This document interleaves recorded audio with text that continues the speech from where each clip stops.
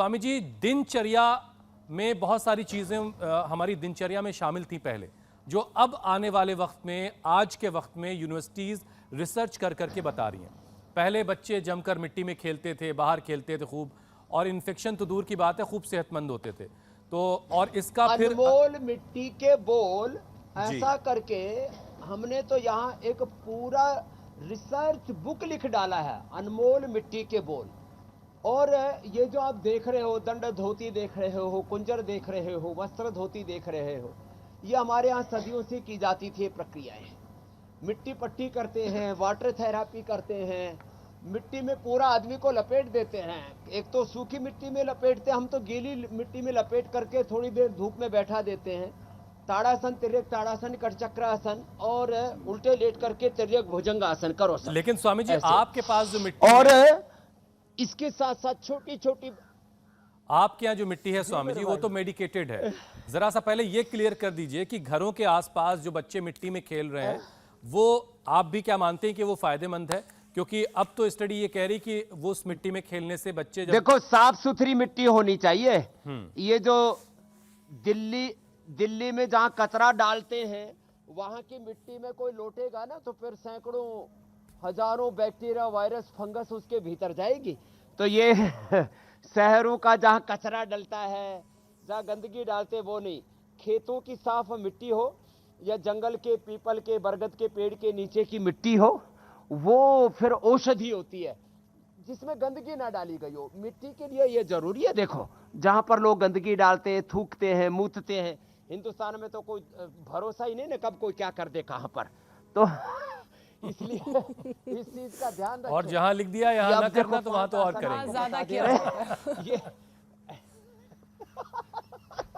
वो तो मैंने एक दिन बताया था, मैं छोटा बच्चा जब पहली बार एक पड़ोस के शहर में गया, तो बोला गधा मूत रहा है। मैंने कहा इसका मतलब क्या? गधा तो मूतता ही है, कुत्ता मूत रहा है। तो बोले जी, ये यहाँ लोगों को खड़े होकर के शर्म आए कि यहाँ मूतना नहीं है, लेकिन वहां जरूर काम करते हैं लोग।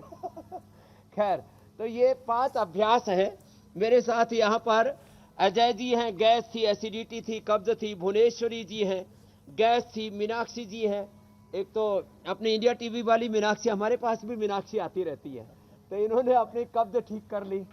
और इसने, महेंद्र ने तो कमाल कर दिया है। खड़ा हो महेंद्र। इसने बीपी, शुगर और 9 दिन में कितना किलो वजन घटाया भाई? माइक में बोलो। 15 किलो वजन घटा है। सच्ची बोल रहा है?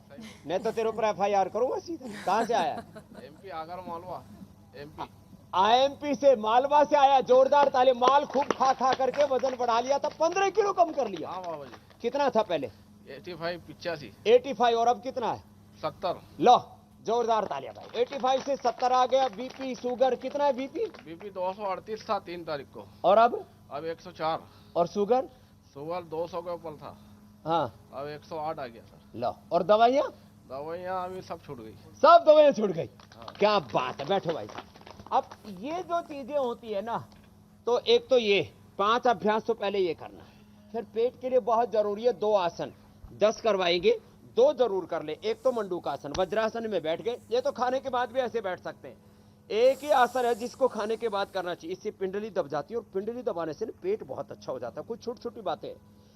खाना चबा चबा के खाओ। मुझे इतनी कब्ज रहती थी, जैसे बकरी के या ऊंट के जो है ना, वो गोल गोल निकलता है ना सांचे में ढल करके, जैसे ऐसे इतनी कब्ज रहा करती थी। फिर मैंने ये संकल्प प्रक्षालन किया, योगाभ्यास किया, और खाना चबा चबा करके खाना शुरू कर दिया। 99% लोग जल्दी जल्दी खाते हैं। खाना चबा चबा करके खाने से कॉन्स्टिपेशन दूर हो जाता है। वैसे तो जीरा, धनिया, मेथी, सौंफ, अजवाइन का पानी पिलाते हैं। छोटी हरड़ भी हमने रखी हुई है। छोटी हरड़ को मुंह में डाल के चूस लो, उससे कब्ज दूर हो जाता है। कभी कभी सप्ताह में एक बार हरितकी पाउडर या त्रिफला ले लो। खाने के बाद ये जामुन का सिरका, एप्पल का सिरका, ऐसी सिरका देते हैं, इससे भी कब्ज दूर होता है।